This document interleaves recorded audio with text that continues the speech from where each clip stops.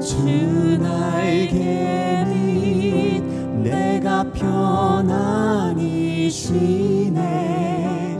밤 깊고 비바람 불어쳐도 아버지께서 날 지켜주시니 거기서 평안히 쉬리로다. 주 날개 밑 평안하다. 그 사랑 끈을 짜내려. 주 날개 밑 내 쉬는 영원히 거기서 살리. 주 날개 밑 참된 기쁨이 있네. 고달픈 세상 길 가는 동안 나 거기 숨어 돌보심을 받고 영원한 안식을 얻으리라. 주 날개 밑 평안하다. 그 사랑 끈을 잡으려. 주 날개 밑 내 쉬는 영원히 거기서 살리. 주 날개 밑 평안하다. 그 사랑 끈을 잡으려. 주 날개 밑 내 쉬는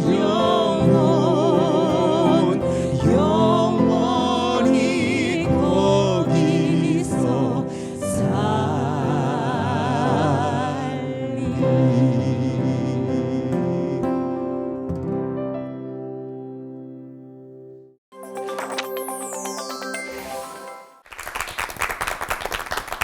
세상은 살기 좋아졌다고 하는데 상상도 하지 못할 범죄들이 일어나는 걸 볼 때마다 와, 말세다 말세 이런 말이 절로 나오게 되죠. 물론 성경이 말세에 고통당하는 때가 이르리니라고 예언하고는 있지만 이거 너무하는 거 아닌가 싶은 의문들이 좀 들 때가 있어요. 네, 뭐 그럴 때는 진짜 좀 답답한 마음에 하나님 정말 너무 오래 참으신다 이런 생각도 들고 우리 선하신 하나님께서 어떻게 이렇게 악을 오랫동안 두고 보실까. 물론 알지만 또 그래도 또 중간중간 중간 점검이 필요하지 않을까 뭐 이런 생각이 드는데 그래서 단골 질문들 아마 입에 툭툭 나올 것 같아요. 맞아요. 근데 이렇게 질문을 하는 거 보면 오히려 안 믿는 사람들이 오히려 믿음이 더 좋은 것 같지 않아요? 하나님 막 어떤 악을 만든 게 하나님이 아니냐 뭐 이렇게 얘기하는 거 보면 이 세상을 다 창조하셨으니까. 네, 그러니까 오히려 믿지 않는 사람들 믿음이 더 좋은 것 같아요. 그럴 때 잘 들이대요. 아주 그런 그렇게 단어를. 말하면. 근데 아니라고 얘기를 하긴 하는데 하면서도 뭔가 시원하게 얘기하지 못하는 저를 보면서 뭔가 어떻게 해야 되죠? 맞아, 뭔가 찜찜해. 우리가 명쾌한 답을 해줄 수도 없고 이게 그러니까. 답답할 때가 한두 번이 아니거든요. 그렇죠? 그래서 오늘은 또 교수님도 계시고 또 원로 목사님도 계시고 우리 담임 목사님도 계시니까 아하. 아주 시원한 답을 얻을 수 있지 않을까. 네. 근데 우리 단도직입적으로 한번 여쭤보겠습니다. 하나님께서 악을 창조하셨나요, 목사님?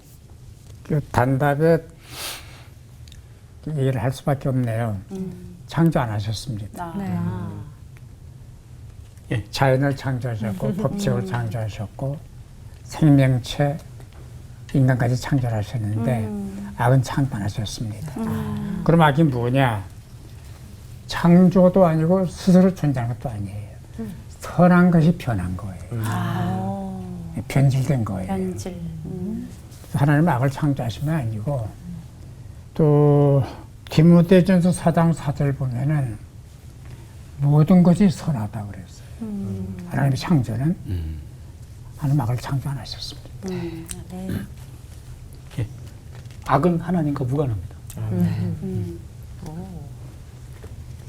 끝나셨습니다. 네. 그 모든 말씀은 이제 설득의 차원이 아니고 기준은 결국 성경 말씀이니까 우리가 그 사람을 설득하는 것 이상으로 중요한 것은 나에게 어떤 말씀이 있느냐. 오늘 그 마음으로 한번 풀어가면은 좋겠다. 네.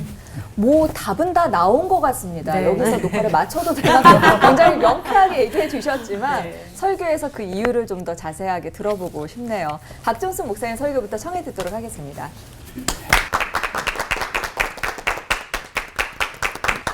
창세기 1장은 창조 기사를 다루고 있고요.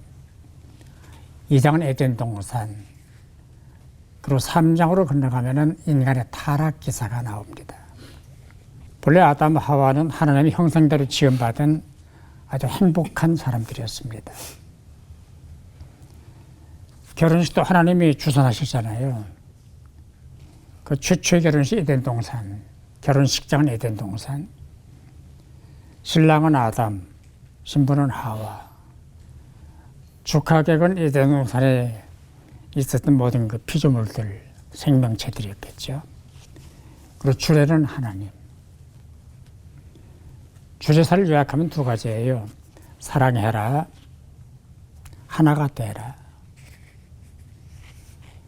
이 문제는 창세기 3장으로 건너가서 시작이 됩니다. 그 성경 해석하는 학자들은 뱀과 대화하는 것 자체가 타락의 출발이었다. 뱀의 반어법 논리에 넘어갔다. 교묘하게 접근하잖아요. 그리고 하나님의 말씀을 제 멋대로 가감했다. 마귀와의 대화는 안 하는 게 좋다. 라고 해석을 했습니다. 뱀을 안 쓰는 대로 마귀의 도구입니다. 그래서 범죄와 악의 출처는 마귀입니다. 에덴 동산에 먹을 거 없었던 거 아니잖아요. 숱하게 먹을 게 많았습니다. 근데 뱀이 따먹도록 사주를 했고 따먹게 됐습니다. 그래서 하나님의 말씀을 어기고 제 멋대로 행동을 결정하는 것은 파멸로 들어가는 지름길입니다. 그 오래전 사건인데요.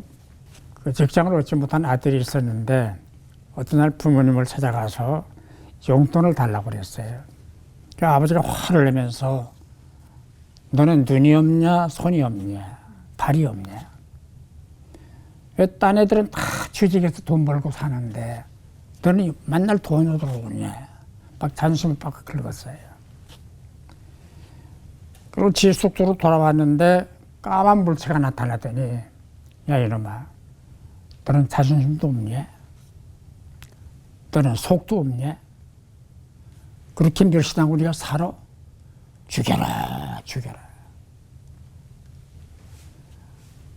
견디다 못해서 지 아버지 어머니를 죽여요. 신발장에는 뭘로 죽여라 그래서 구속이 됐잖아요. 구치소에 들어가 있는데 그 까만 물체가 또 나타나더니 너는 살 자격이 없다. 죽어라 죽어라. 내가 살아야만 했으면 못 죽었어요. 교도소 들어갔거든요. 근데 그를 돌봤던 교도관의 말을 빌리면 자기가 본 바대로 젊은이는 팔이 하나 죽일 위인이 못 돼요. 그렇게 술하게 생겼어요. 근데 부모를 죽인 거예요. 여러분 까만 물체가 뭐라고 생각하십니까? 사탄이에요. 마귀예요. 악을 조종하고 악을 부추기고 지금 우리가 겪는 모든 악한 일들은 사탄의 사주입니다. 성령님이 그러시겠어요? 성령이 역사하겠어요? 사탄의 역사입니다. 이 사탄의 역사를 봉쇄하고 악의 수렁으로 빠져가는 사람들을 건져낼 책임이 누구에게 있습니까? 바로 교회가 할 일이에요. 그리고 우리가 해야 돼요. 어떻게 해야 됩니까? 예수 그리스도의 피 묻은 복음, 영혼을 살리고 세상을 새롭게 만드는 이 복음, 이 복음으로 세상을 변화시킬 수 있고 복음으로 영혼을 살릴 수 있기 때문에 이 교회가 복음의 원점으로 돌아가야 돼요. 코로나19의 회복이 더딘 한국교회 걱정이라고들 얘기합니다만은 회복하는 방법이 있습니다. 복음의 원점으로 돌아가면 돼요. 복음이에요. 다른 데서 해법을 찾으면 안 됩니다. 복음, 성경, 복음, 성경. 여기서 해법을 찾아야 돼요. 그 책임을 내가 져야 하고 여러분이 지셔야 돼요. 우리 복음으로 돌아가십시다. 예수 그리스도의 피 묻은 복음, 십자가 복음. 어떻게 악의 세력과 싸워 이기느냐. 하나님 말씀으로 전신갑주를 입고 싸워서 이기고 뚫고 나가고 그 힘의 원천은 복음이 있습니다. 하나님은 전능하십니다. 만왕의 왕이십니다. 그 하나님의 삶을 의탁하고 살아간다면 우리도 승리할 수 있는 삶을 누리게 됩니다. 아멘. 기도하십시다. 십자가로 죄를 이기신 것처럼 우리도 그 십자가의 길을 따라가게 하여 주옵소서. 아멘. 세상 편이 되지 않게 하시고 예수 편이 되게 하여 주옵소서. 승리하는 그리스도인, 승리하는 교회가 꼭 되게 하여 주옵소서. 아멘. 예수님의 이름으로 기도하옵나이다. 아멘. 성경은 악의 기원에 대해서 아무 말도 하지 않습니다. 하나님의 기원과 악의 기원에 대해서는 침묵합니다. 인간은 성경을 통해서 하나님의 기원과 악의 기원을 알 수 없다는 거죠. 인간의 이성으로는 파악할 수 없는 영역이고 하나님도 악도 전제할 뿐입니다. 창세기 3장의 뱀의 유혹 사건을 흔히 생각하고 있듯이 악의 기원이라고 생각하는데 악의 기원을 말하는 게 아니고 악은 있었고 죄가 출발한 사건이에요. 악은 하나님의 창조 세계의 침입자입니다. 악은 하나님께서 만들어 놓으신 세상에 끼어든 존재일 뿐입니다. 그 악을 이 세상에 불러들인 것 사람이에요. 우리입니다. 하나님과 같이 되려고 하나님이 주신 자유의지를 오용했고 하나님으로부터 떠난 것이 악이 인간 세계에 들어온 사건이죠. 악은 뭘까? 많은 신학자들이 고민을 많이 했어요. 악에 대해서. 악은 선의 부재라고 하는 정의가 아우구스티누스가 했던 이야기인데 여전히 유효해요. 아우구스티누스 천재인 것 같아요. 예, 300년대, 400년대에 했던 이야기인데 지금 한 1700년 지나도 여전히 유효합니다. 고백록에서 이렇게 얘기했어요. 악은 선의 결핍으로 그 자체는 존재하지 않는다.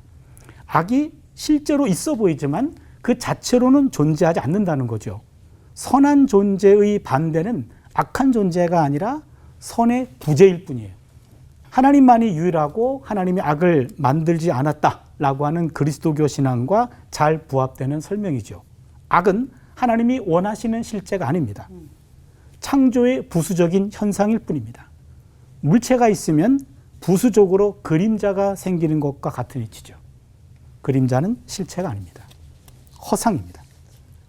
악은 선의 부재라고 말할 수 있습니다. 하나님은 악을 통해서 또 일하고 계십니다. 인간은 하나님이 하시는 일을 전체적으로 보지 못합니다. 부분적으로만 경험하고 숙고할 뿐입니다. 우리는 역사에서 일어나는 일들을 파편적으로 파악해요. 하나님은 전체적인 시각에서 선한 의도를 가지고 그 안에 일어나는 서로 다른 것과 서로 다른 모순들을 종합적으로 보고 계십니다.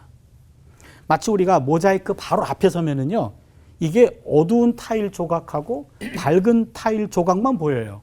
그런데 멀리서 보면은 이게 명암이 아름답게 들어간 하나의 작품으로 보이잖아요. 고통을 받을 때는 아픔에서 벗어나는 것 자체가 목적이지만 시간이 훨씬 지나가고 난 다음에 당시의 그 괴로움이 내 인생에서 선하게 사용되었음을 깨달을 수 있어요. 반대로 당장은 좋은 일인데 그것이 시간이 지나가고 난 다음에는 오히려 인생의 독이었다. 이것을 발견할 수도 있습니다. 그렇다면 내 인생에서 경험하는 그 자그마한 일들을 통해서 하나하나에 지나치게 기뻐하고 지나치게 슬퍼하는 일희일비하는 경솔한 태도를 멀리하고 조금 거리를 두고, 지금은 그렇게 보이지만 조금 거리를 두고 삶을 지그시 관조하며 느긋하게 살아갈 필요가 있습니다.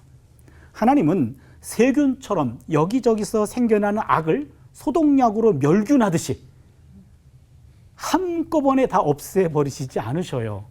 이러면 속 시원하겠는데, 그렇죠? 오히려 하나님은 악을 선하게 만들어가는 과정을 통해서 악을 일으킨 인간까지도 치유하고 깨어진 공동체도 회복시키려고 해요. 창세기 50장 20절에 그 언급이 나옵니다. 당신들은 나를 해하려 하였으나 하나님은 그것을 선으로 바꾸어 오늘과 같이 많은 백성의 생명을 구원하게 하시려 하셨다니. 요셉이 한 말인데요. 굉장히 깊은 의미가 있어요. 형들이 나를 나를 해친 건 잘못된 거예요. 그런데 하나님이 그것을 악을 선으로 바꿨어. 결국 더 많은 사람들의 생명을 살렸어. 이 얘기입니다. 형들이 잘한 일이 아니에요. 잘못한 일입니다. 바로 이게 죄는 미워하지만 죄인을 사랑하시는 하나님께서 악을 대하시는 방법입니다. 우리 하나님은 오늘날도 끊임없이 악을 선으로 바꾸시느라고 분주하신 겁니다. 그러면 악의 굴레로부터 벗어나는 길은 뭘까? 선행입니다. 악이 선의 부재라면 선을 채워가는 것이 악을 제거하는 길이죠. 그래서 성경은 악을 악으로 갚지 말고 선으로 갚으라 라고 말하고 있습니다. 데살로니가전서 5장 15절을 보면 삼가 누가 누구에게든지 악으로 악을 갚지 말게 하고 서로 대하든지 모든 사람을 대하든지 항상 선을 따르라. 악과 고통의 문제에서 벗어나려면 자아를 향한 시선을 극복하고 세계의 총체성을 응시해야 됩니다. 작은 것이 아니라 더 크게 봐야 된다는 거죠. 인간은 고통 속에서 하나님의 뜻을 억지로 해석하기보다는 역사의 주인이신 하나님을 신뢰하는 게 더 적절합니다. 이해가 되진 않아요. 그러나 하나님을 붙잡는 거죠. 악의 굴레를 벗는 길은 선을 행하는 겁니다. 악의 백신은 선입니다. 끊임없이 선을 행하는 노력이 하나님의 악 청소에 일조하는 겁니다. 선을 쌓아가는 것이 하나님의 일입니다. 오늘도 악을 무력화시키는 삶이 될 수 있기를 바랍니다. 아멘. 오늘도 악의 백신인 선을 채워갈 수 있기를 바랍니다. 아멘. 기도합니다. 오늘도 악과 싸우시며 악을 선으로 바꾸시는 하나님, 악의 영향력을 축소하고 악의 세력을 무력화시키며 살게 하여 주시옵소서. 예수님의 이름으로 기도드리옵나이다. 아멘. 놀랍게도 성경에는 악을 창조하셨다고 하지 않으셨어요. 우리가 그것을 믿는 것입니다. 우리의 모든 사고와 행동과 삶의 기준은 성경이기 때문이죠. 자, 그렇다면 이 악의 근원에 대해서 가장 그래도 신학적이고 성경적인 부분을 정의한다면 이 창조물들의 하나님의 형상들이 무질서해진 상태를 일반적으로 가장 전통적으로 악이라고 설명합니다. 자 교수님이 말씀하신 성 어거스틴이 말한 선의 부재라고 하는 개념도 그런 개념입니다. 그래서 이 선의 개념은 뭐냐 하면 창조된 형상들이 무질서하게 되었다. 그래서 이것을 창세기 1장 2절에 보면 태초에 하나님이 처음에 하나님이 모든 걸 창조하셨는데 그때의 어떤 상태였냐면 땅이 혼돈하고 공허하며 흑암이 깊음 위에 있고 무질서한 상태였음을 얘기하고 있어요. 그때 3절에 하나님이 이르시되 빛이 있으라. 그래서 보기에 좋았더라. 그러니까 하나님의 빛이 있으라는 말씀과 더불어서 창조가 시작됐지만 그때의 이 형상들이 어떤 모습이었느냐? 바로 이 어두움이 빛의 상실이었다. 그 가운데 하나님이 빛이 있었다. 말씀하고 있는 거죠. 이 땅의 피조물들의 무질서한 상태가 악이었음을, 그리고 그것은 죄로 연결됨을 알 수 있습니다. 창조의 시작이신 하나님을 떠났을 때 그것이 죄가 되었고 죄의 근원이 악을 만들고 있음을 볼 수 있습니다. 자, 그런데 여기서 우리가 한 가지 좀 묵상할 수 있는 게 욥기입니다.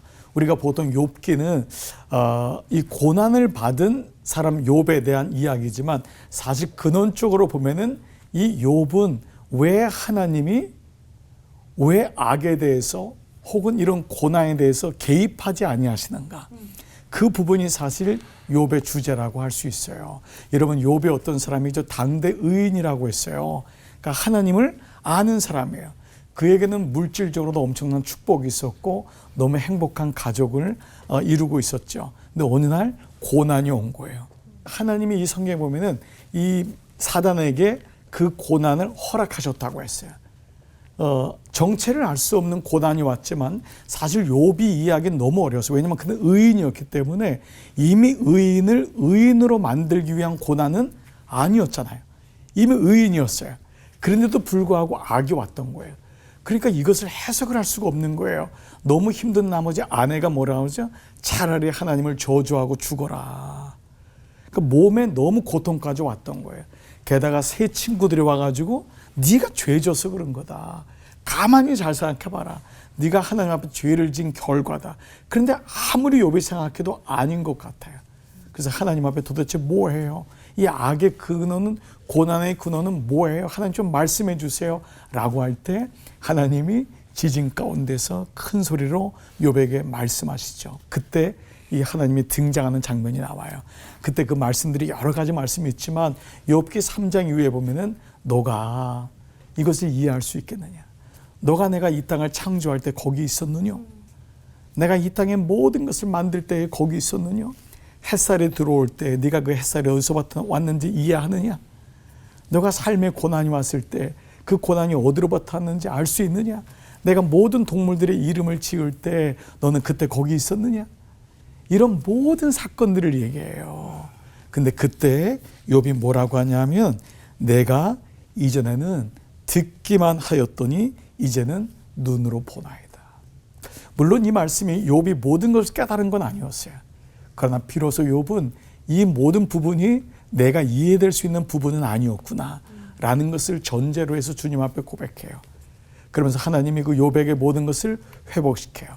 참 악의 문제는 분명하게 하나님이 창조하지 않으셨지만 우리의 삶 속에 너무도 자주 등장하고 또 악인이 이 땅에서 너무 잘 살고 있는 이런 모습 볼 때마다 속상하고, 그렇다고 그 악인을 지응하고 싶은데 내가 악인이라는 것 때문에 또 어쩔 땐 찔리기도 하고 이런 모습들 정체를 알 수가 없어요. 그런데 저는 여기서 분명히 하나님은 악은 창조하지 않으셨어요. 저는 신학적으로 이 말이 좀 동의해요. 하나님은 악을 만들지는 않으셨지만 당신의 선한 목적을 위해 악은 허용하셨다. 이 땅의 구원을 이루시기 위해서 하나님은 잠시 악을 허용하시고 십자가 예수 그리스도의 사건을 통하여 그리고 마침내 그 악이 종료되는 그 순간이 있겠지만 하나님 이 땅의 인간들의 연약함 속에서 하나님을 찾게도 하시고 그 선한 목적을 통해서 우리는 악과 싸우기도 하고 그리고 악의 실체를 정확히 알 수 없지만은 우리는 죄로부터 왔다는 것도 알게 되고 이런 부분에서 우리는 다시 한번 이 마음을 가지면서 우리가 비록 모든 것에 대해서 다 알 수 없지만은 저는 그래도 하나님을 신뢰합니다. 오늘 시청하는 여러분에게도 악은 대단히 힘든 존재일 것입니다. 그러나 여러분 분명히 하나님은 선하십니다. 이 악을 이기실 것입니다.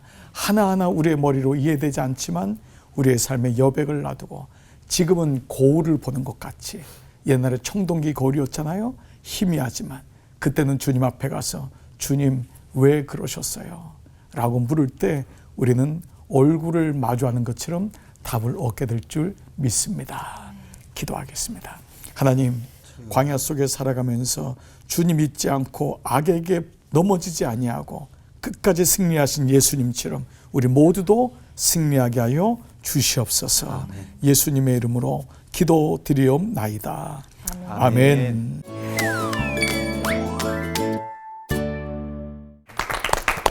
악의 근원에 대해서 이렇게 구체적으로 또 설교를 들을 기회가 또 있을까 싶을 정도로 세 분 목사님께서 아주 분명하게 이야기해 주셨고 또 생각해 볼 여지를 남겨주신 것 같습니다.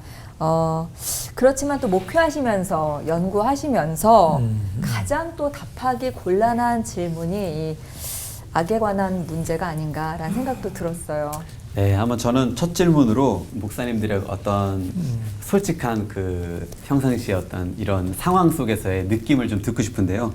최근에 또 이렇게 우리가 뉴스에서 좀 많이 이제 부각돼서 들려서 그런지 몰라도 좀 이렇게 그죠? 악이 많이 드러나는 그런 일들을 듣게 되는데 때로는 너무 침묵하시고 너무 개입하지 않으신다라는 좀 그런 것을 생각하신 적이 있는지 그럴 때 또 묵상하시다 보면 또 하나님께서 피드백으로 어떤 마음이나 생각을 주시고 하는 그런 경험들을 좀 한번 나눠주시면 좋을 것 같습니다. 하나님은 침묵하시는 것 같아 통찰하고 계셔요. 다시 말하면 다 보고 계시고 알고 계시고 다 계산하고 계시고. 그래서 요한계시록 19장 12절 보면 불꽃 같은 눈이라는 말이 나와요. 불꽃 같은 눈이라는 말이 오면은 밝다는 거예요. 현예기 보는 것처럼 그러니까 망원경으로 보는 것처럼 그 모르고 침묵하시는 게 아니에요. 다 아셔요. 그런 면에서 또 감사할 점들이 많아요. 만일 하나님께서 다 보고 계시면서 그때그때 벼락을 치고 잘못할 때마다 휘초리를 때리고 잘못할 때마다 고통을 주신다면은 우리가 어떻게 존재를 합니까? 그렇잖아요. 남아있는 사람이 별로 없겠죠? 바울도 고백을 했잖아요. 내 안에 두 개의 자아가 있다. 하나님의 법을 따라 살려는 내가 있고 세상 법을 따라가고픈 내가 있다. 이 둘이 싸운다. 괴롭다. 그러나 그 바울 사도의 결론은 우리에게 이김을 주신 하나님께 감사한다. 통찰하시고 이기도록 도우시고 참아주시고 하나님이 직접 개입을 하셔서 네가 나빠, 너 잘했어 이러질 않으셔요. 오래 참으시더라고요. 언제까지? 때가 재림할 때. 그때는 하나님이 참지 않으셔요. 참고 참다가 심판하러 오시는 거거든요. 의인과 악인, 구원받은 사람, 구원받지 못한 사람을 구분하시잖아요. 근데 조금 더 참고 기다리면 때가 올 거예요. 멀지 않은 것 같아요. 그런 말을 한 번 했어요. 하나님의 연자맷돌은 천천히 돌아간다. 하지만 모든 것을 부수뜨린다. 심판이 있다는 거거든요. 그렇기 때문에 하나님의 침묵을 우린 감사해야지 참아주시는 거니까. 뭐 그때그때 불벼락을 때리고 심판의 칼을 휘두르신다면은 나만 할 사람이 몇이나 있겠어요. 다 끝났죠. 그래서 개인적으로 감사하고 참아주시니까 감사하고 침묵하시니까 감사하고 감사한 일이에요. 예, 하나님이 악에 침묵하고 계신다고 느낀 점 종종 왕왕 있는 것 같아요. 그럼 뭐 해야 되나? 악은 선의 부재라고 했기 때문에 지금 악을 축소하거나 악을 물러나게 할 과연 선한 일은 무엇일까? 내가 할 수 있는 선한 일이 무엇일까? 그거를 좀 고민하고 있어요. 내가 지금 할 수 있는 선한 일이 무엇일까? 기도를 어떻게 해야 될까? 그것부터. 네. 제일 힘든 게 어떤 고통일까요? 내가 당하는 고통이에요. 제일 아픈 병은 내가 아픈 병이에요. 이런 의미에서 본다면 너무 이게 침묵이 길게 느껴지는 거죠. 뭐 전쟁의 문제로부터 개인적인 문제까지 계속 오는 것 같아요. 그런데 저는 이제 그때마다 기준이 필요하다. 이 침묵, 악의 침묵에 대해서 가장 경험하신 분은 예수님이세요. 십자가 사건이에요. 십자가 사건이 예수님이었잖아요. 그 악은 이겼다고 생각했잖아요. 네, 그러나 그분은 거기서 다 이루었다고 했잖아요. 그리고 우리는 거기서 부활이 있었음을 믿는 거잖아요. 그 믿음은 내 기분이 아니라 마음이 아니라 믿음은 말씀에서 나고 들음에서 나고 들음은 그리스도의 말씀이라고 했으니까 우리가 말씀에서 악이 없다고 분명히 했다면은 우리의 기분적으로는 심리적으로는 이게 언제 끝날지 모르고 너무 지는 것 같고 힘들고 나만 고통당하는 것 같을지라도 그래서 예수의 십자가가 없다면 이 문제는 영원히 우리 속에 기분적으로 심리적으로 해결될 수밖에 없기 때문에 저는 목회하면서 이 부분이 어렵지만은 계속 기도하고 갈 수 있는 이유도 그 이유인 것 같아요. 날마다 경험합니다. 날마다 침묵을 경험하는 것 같아요. 네. 네, 목사님도 말씀 들을수록 이 선과 악에 대해서 또 정리가 될 것 같아서 또 어려워지고 복잡해지고 네, 얼마나 많은 또 저희보다 많은 고민을 하실까 생각도 많이 듭니다. 이번에 조금 더 구체적인 질문을 드려보려고 하는데 박종수 목사님께 드려볼게요. 성경에는 이제 귀신과 짝한 사람이 나오는 것처럼 지금 그렇다면 요즘에는 사탄 마귀와 짝하는 사람이 이렇게 정해져 있는 건가? 만약 그렇다면은 그 다시 돌아올 수는 없는가? 또 이런 생각도 좀 들었거든요. 이런 부분은 어떻게 생각하시는지요? 신약 성경의 경우를 보면은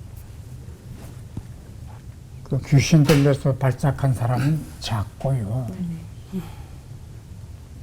예수님 따라다니고 뭐 5,000명이 모이고 뭐 바닷가에 모이고 그 사람들 수가 훨씬 많았습니다. 그리고 구약 이제 창세기부터 그 말라기까지 전쟁 사회예요. 죽였더라. 구약하고 다 계시지만 구약이 뭐 겁이 나요. 죽였더라. 근데 그래 죽은 사람보다 산 사람이 많아요. 그 사건을 설명하기 위해서 그렇게 기록한 거지 산 사람이 더 많습니다. 그래서 마귀와 짝하고 귀신과 짝하는 사람이 얼마나 되느냐. 그 숫자 계산은 하기 어렵고요. 인구 조절할 수도 없고 너는 악이냐 선이냐 이럴 수가 없잖아요. 근데 하나 확실한 거는 선과 악과 선의 중간지대는 없습니다. 중립지대는 없습니다. 여호수아 24장 보면은 가나안 땅에 들어가는 이스라엘 백성들에게 여호수아가 뭐 유언이나 같아요. 너희가 섬기는 신이 참 신이면 그걸로 가라. 그리고 하나님이 참 신이면 이쪽에 붙어라. 결정해라. 하지만 나와 내 집은 여호와를 섬기겠다. 이게 중요해. 나와 내 집은. 나갈 테면 가라. 가면 안 된다. 나는 안 간다. 그러면은 그 선의 부자가 악이다라고 말씀을 하셨는데 그 선을 확장하면 돼요. 영토 점령을 빨리 해야죠. 악의 영토를 줄이고 선의 영토가 많아지게 하고 악의 영향력을 자꾸 물리치고 축소하고 선의 영향력이 세상을 점령하도록 그게 교회가 할 일이에요. 하나님의 선교의 최종 목표가 그거예요.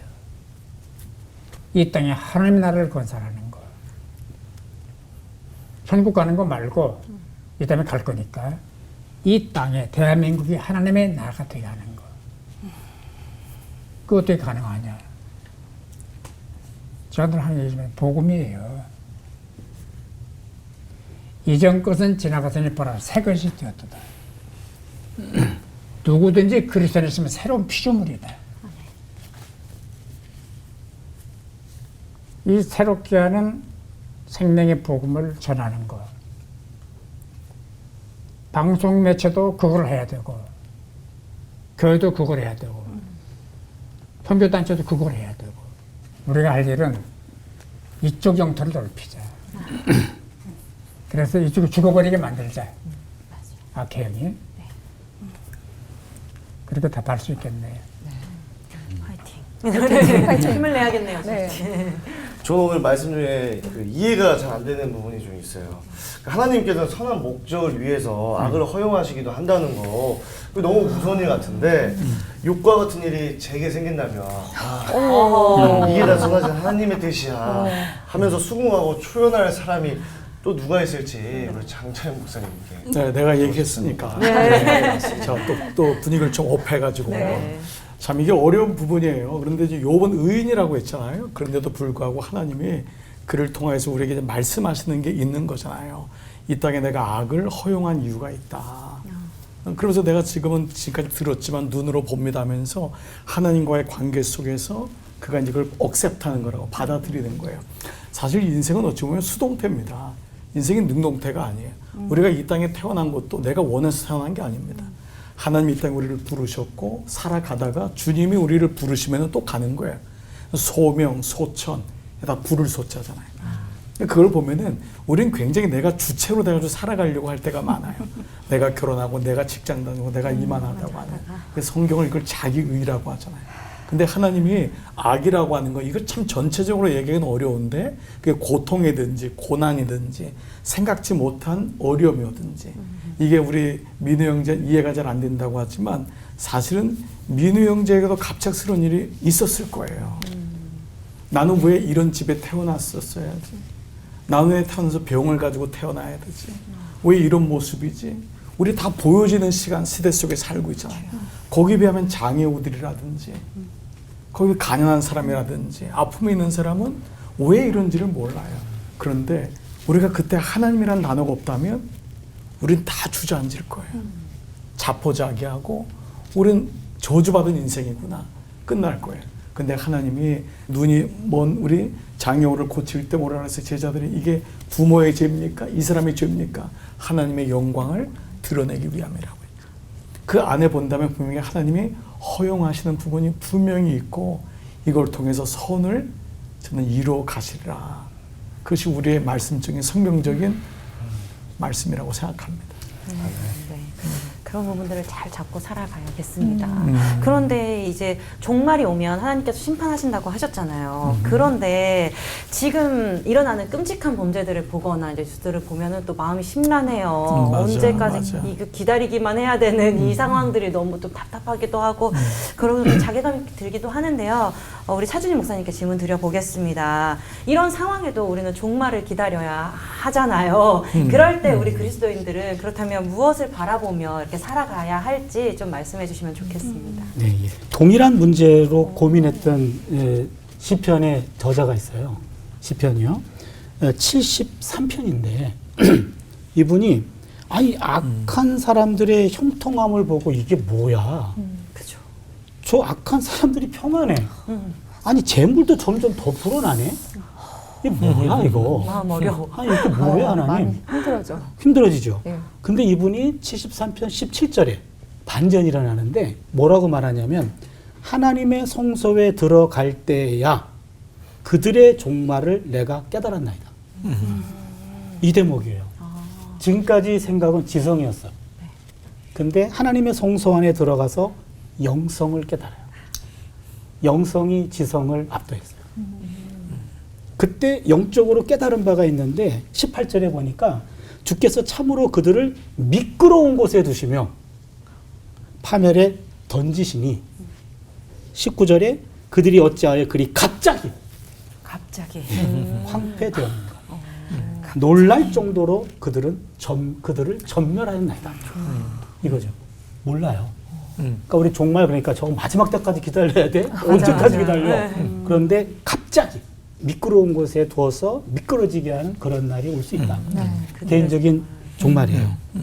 악인이 갑자기 미끄러지고 갑자기 황폐하게 될 것이다. 하나님은 악인을 때가 되면 반드시 파멸시킬 것이다. 이게 성경의 고백이거든요. 이런 사실을 믿고 신뢰하는 거죠. 네. 이게 우리가 지금 해야 될 일이죠. 그때는 내가 내일 했으면 좋겠는데. 그건 내 바람이에요. 그렇죠. 당장 이거는. 그렇죠. 하나님의 시간표가 있기 때문에 하나님만이 아시는 거죠. 그런데 확실한 것은 마지막 때는 확실히 심판받아요. 그 사람의 개인적인 죽음도 그렇고 역사의 종말도 그렇고 그건 확실합니다. 근데 우리는 그것이 좀 앞당겨져야 되지 않나라는 그런 것 때문에 그런 건데 그것도 열려 있다는 얘기죠. 그래서 96편 10절을 보면 주님께서 다스리시니 세계가 굳게 서고 흔들리지 않으리라. 그가 만민을 공평하게 심판하시리라. 요 믿음을 붙잡는 겁니다. 하나님의 때와 하나님의 방법이 있음을 믿는 게 우리가 붙잡아야 될 게 아닐까라는 생각이 드는데요. 악의 기원은 정말 세상과 기독교의 화두가 아닐까, 영원한 화두가 아닐까라는 생각도 듭니다. 우리가 또 죄 가운데 살아가는 존재들이니까 그럴 텐데, 하지만 또 동시에 하나님을 오해하지 않기 위해서 바로바로 좀 해결을 해야 될 것 같아요. 자, 다 같이 외치면서 시작해 볼까요? 목사님, 진짜 궁금해요. 궁금한 질문들을 모아 보겠습니다. 진짜 부담돼요. 네. 네, 세 분 목사님께 한 가지씩 질문 드리겠습니다. 빠른 답변 부탁드립니다. 우리 장찬영 목사님께 먼저 질문 드릴게요. 예수도 시험하는 사탄 마귀 어떤 능력까지 가지고 있을까요? 네, 뭐 이건 성경적으로 분명히 나와 있잖아요. 예수님마저도 시험했다면, 예수님마저도 시험했다면, 그리고 그것을 성경에는 공중권세 잡은 자라고 했잖아요. 그건 이 세상을 장악하고 있다는 것을 분명히 말씀하고 있는 거예요. 사실 예수를 믿는다는 것 자체는 악에게 고난 당합니다. 시험 당하는 거예요. 그가 언제 내가 끝까지 예수 그리스도를 붙잡느냐 안 붙잡느냐. 그러니까 마귀의 능력, 마귀의 것을 우리가 과소평가할 수도 없고, 또 마귀는 예수님도 시험했고, 오늘도 끊임없이 믿는 성도들을 미혹하여 그걸 지옥으로 데려가는 게 그의 목적 아니야. 하나님을 떠나게 하는 것. 이것이 너무도 분명하기 때문에, 그러나 그의 어떤 능력을 신뢰하고 과대평가할 필요도 없이 내가 예수님을 붙잡고 있느냐. 이단에 대해서 연구할 필요 없이 먼저 내가 하나님 말씀을 명확히 아는 것이 전제될 때 우리는 거기서부터 미혹받지도 않고 명확한 것처럼 우리는 오늘 이 사단의 시험은 너무도 분명하죠. 그의 힘이 어느 정도인지도 우리는 알고 있잖아요. 이 세상을 지배하고 있고. 그러나 그 힘도 예수 아래에 있다는 것. 그것까지도 우리가 알면은 좋겠다 생각이 듭니다. 화이팅. 화이팅. 조금 더 부연하면 네네. 예수님 시대 때 사탄 강력했고 대적했잖아요. 예수님의 부활로 사탄의 등뼈가 꺾였어요. 예. 등뼈 꺾이고 지금 부상 상태에서 우리를 괴롭히는 거예요. 그 부상당했는데도 상당하네요. 그러니까요. 부상당 사탄이 강력해요. 근데 마지막에는 무적행에 들어가게 돼 있어요. 지금 사탄이 지금 병을 앓고 지금 질병 상처 받아가지고 헤매고 있는데 그래서 사탄을 피하라 그러지 말고 대적하라 그런 거예요. 넉넉히 이긴다. 네. 믿음이 있으면 넉넉히 이긴다. 아멘, 사탄은 아멘. 피하지 말고 대적하라. 네. 분위기가 반전됐어 지금. 아니 얘네들도 좀 이렇게 쓰러지고 그래야 되는데 누군가한테 아주 왕한테 잘 보이고 싶어서 이러는 거 아닌가 싶어요. 부활로 등뼈가 졌어요.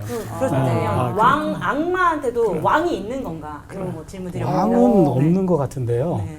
보통 이제 교회사 쪽으로 루시퍼라고 많이 생각하는데 루시퍼는 이사야 14장 12절에 너 아침의 아들 계명성이여 할 때 그 계명성, 요 계명성을 라틴어로 번역한 게 루시퍼예요. 여기서 언급돼 가지고 이게 사탄의 캡틴이구나 그렇게 오해가 된 거예요. 근데 이사야 14장 12절의 계명성은 바벨론의 왕을 가리켜요. 교만한 바벨론의 왕을 가리키는 은유적인 표현이지 루시퍼가 사탄이 아니거든요. 예. 그 명확한 이름이 아니었군요. 네. 그렇죠. 박경수 목사님께 질문 드리겠습니다. 정답이 이전에 살짝 나온 것 같은데 사탄 마귀는 피해야 하나요? 싸워야 하나요? 제가 미안하네요. 목사님 생각은 좀 다르실 수도 있어요. 예의하는 거는 소극적 방법이고 그렇죠. 네, 맞아요. 싸우는 건 적극적 방법이거든요. 피한다는 게 쫓아오는 사탄은 더 집요해요. 약자한테는 강하고 강자한테는 약해요. 사탄은. 내가 무장을 하고 내가 전략을 가지고 있고 내가 힘을 가지고 있으면 사탄이 못 와요. 그렇죠. 약하면 와요. 약하면. 예수님도 금식하신 후에 사탄이 왔잖아요. 얼마나 힘드셨겠어요. 사실. 그때 마귀가 온 거예요. 근데 마지막에 그냥 받아들이시더라고요. 뭐 해라 뭐 하는데 마지막에는 사탄아 물러가라. 공격을 하신 거예요. 이게 마귀는 떠나고 천사가 수종들 따라요. 그러니까 우리가 일상적인 삶을 살 때도 그렇고 신앙생활도 그렇고 방어하려고 그러지 말고 그래 바울이 뭐래요? 전신갑주를 입어라. 우는 사자같이 두루 삼킬자를 찾는다. 공격이잖아요. 내가 더 강해져 버리면은 근데 내가 무슨 제재로 강해집니까? 성령님의 내 안에 내주하셔야 돼요. 아멘. 하나님의 능력을 내가 받아야 돼요. 그 능력을 힘입어야 돼요. 그래서 이 파이프라인을 하나님께 대고 그 힘을 공급받으면 되지만은 이 전선이 끊어졌으면 전기가 안 오잖아요. 그러니까 하나님과 늘 교통하고 기도의 줄을 놓지 말고 능력을 공급받고 그러면은 마귀는 패잔병이에요. 목사님들의 시원한 답변과 함께 악에 대해서 우리가 어떤 마음을 가지고 다 전사들이 된 것처럼 눈이 막 이글이글 하시는 것 같습니다. 왔어. 갑자기 번쩍 떠졌어요. 네, 악한 세상을 청소하기 위해서 우리가 악과 어떻게 싸워야 되는지 그 말씀 들으니까 힘이 좀 나는 것 같아요. 네. 선의 영역을 점점 늘려야 된다는 게 오늘의 답인 그쵸. 것 같아요. 네. 실제로 우리가 끊임없이 선한 일을 해 나갈 때 선에서 벗어났던 많은 것들이 제자리를 찾은 경우를 보셨을 거예요, 분명히. 그래서 경험하신 적이 있는 그 일들을 예화를 저희들에게 직접 또 나눠주셨으면 참 좋겠습니다. 네. 이건 목양에서 늘 경험하는 것 같아요. 네, 목회에서.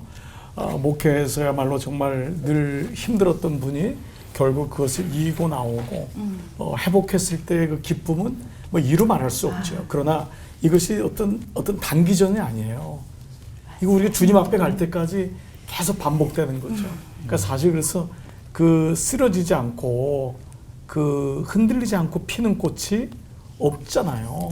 그렇죠. 다 우리가 흔들리지만 결국은 이겨내는 것처럼 이런 일들이 목회 현장에서 정말 주님을 떠났다가 실망했다가 그랬다가 다시 돌아오는 그런 일들은 뭐 어떤 제가 한 예를 들지 않아도 너무도 이런 일들은 너무 감사한 일이고 그 대신 그때마다 정말 느끼는 것은 야 정말 이 악의 힘이라는 것은 정말 아주 집요하구나. 집요하구나. 그렇기 때문에 우리가 그때마다 정말 중보자가 필요하고 이게 홀로 싸울 수 있는 건 아니에요. 그래서 예수님도 그의 제자들에게 나를 위해서 기도하라고 했듯이 우리의 삶 속에서 같이 좀 이겨낼 수 있는 힘이라면 얼마나 좋을까. 결국은 그 십자가가 승리한다라는 것을 침묵 속에서도 보여주듯이 저는 이런 사건들이 정말 늘 목회자에겐 기쁨이고 정말 감사하고 또 그러면서도 그를 위해 기도하게 되고 또 혹이나 또 넘어질까. 근데 그게 우리 삶 속에 있지만 포기하지 말고 그래도 주님 앞에 나와야 된다. 저는 그런 마음을 좀 더 갖게 되는 것 같아요.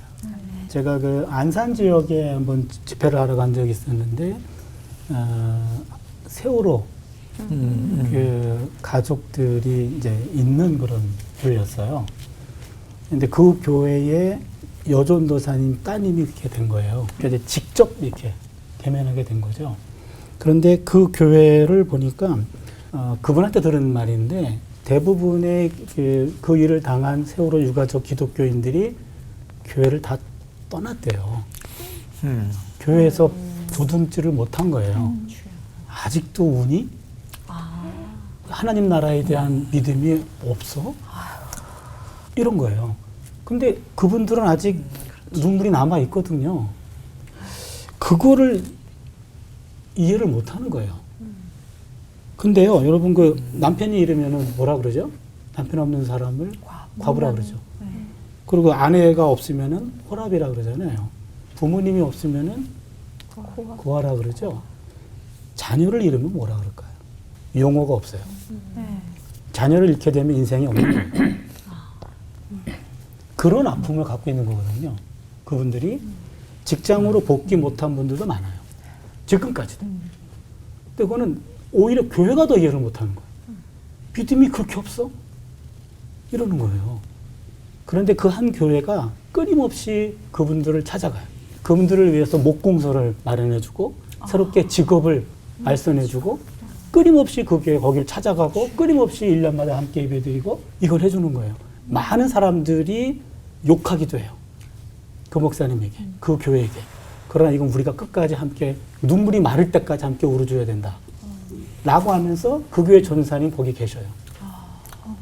그러면서 그 아픈 유가족들을 끊임없이 이렇게 선을 쌓아가면서 보듬어주는, 누구도 박수치지 않아요, 교회들이.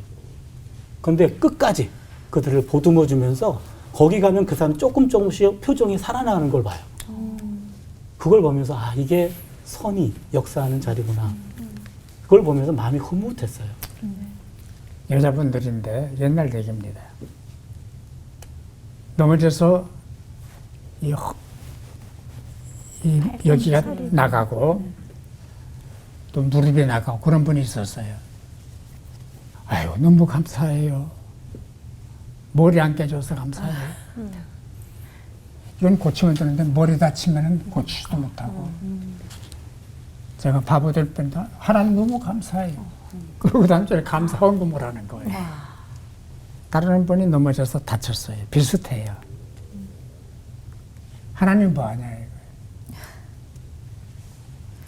왜 넘어지게 하냐. 내가 뭘 잘못했길래 다른 데로 했는데 거기에 발전하면은 이쪽 영역은 하나님의 영역이고 신앙의 영역이고 이쪽이 발전하면은 사탄의 영역이 되는 거예요. 악의 영역이 되는 거예요. 그래서 개인적인 신앙 관리도 긍정적이어야 될 거, 감사해야 될 거. 되는 일을 감사하면은 일이 되고 안 되는 쪽으로 시야를 돌리고 찾아보면은 수천 가지가 나오는 거잖아요. 그래서 우리 그리스도인 삶이나 신앙은 그 하나님의 뜻을 깨닫고 그 쫓아가는 그런 숨은 차지요. 그래도 따라가는, 그래도 발자취를 그쪽으로 옮기는 이런 삶이라 된다. 그렇게 생각을 합니다. 악에게 지지 말고 선으로 우리가 악을 이길 수 있는 힘이 분명히 있고 또 하나님께서 공급해 주시리라는 믿음이 좀 생겼습니다. 어떤 경우에도 선의 자리에 서기로 약속하면서 우리 힘차게 마무리하도록 하죠. 하나님은 잘못 없으세요. 악의 백신 선으로 하나 되는 시간 올포 원.